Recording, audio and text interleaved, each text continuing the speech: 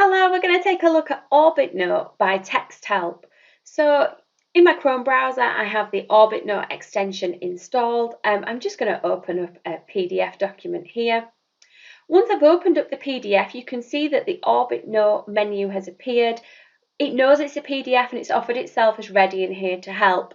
So if we click on that, really simple workflow for students, I think that aspect as well.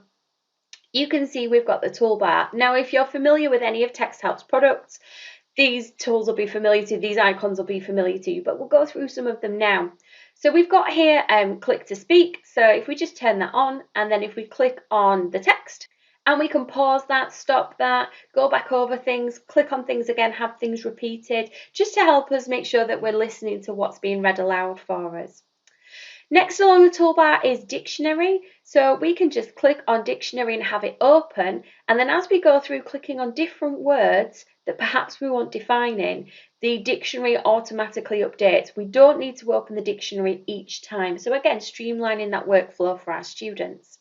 And right next to that is the picture dictionary. And sometimes we might need a picture dictionary rather than a text dictionary for our students. The picture dictionary also comes with the read aloud option again and the image for you there as well. And as we go through, we can click on those and you can see those images changing. Next along the toolbar is the screenshot reader. So I'm just going to go down here to an image. I'm just going to select the screenshot reader.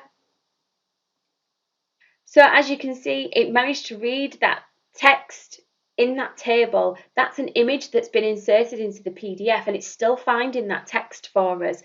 So a really fascinating feature that we can use to support students. Next on the toolbar is translator. It's picking up the last word that we had read aloud, which was ruler, and then we've got different languages down here. We'll come back to vocabulary list in a moment. Next one I wanted to show you was screen masking. Customizable by colour, bandwidth, but really useful to help students focus on what they need to be reading and just help practice that cognitive, letting that cognitive load for them to let them just focus on what they need to concentrate on.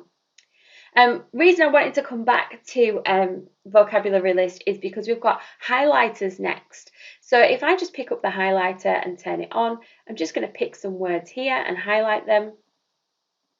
And then what I'm going to do is I'm going to create a vocabulary list by clicking that icon. Now this for me sits in that pre-teaching element. I've got a PDF. I know my students are going to struggle with some of the key terms in this PDF.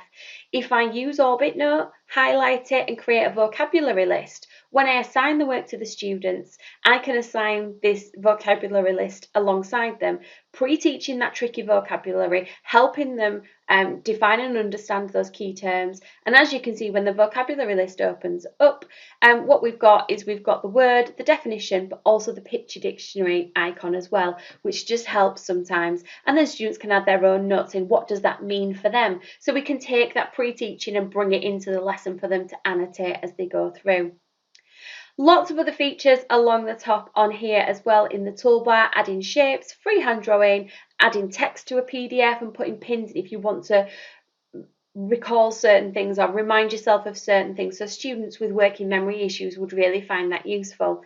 But yeah, have a play. This is OrbitNote by Texthelp.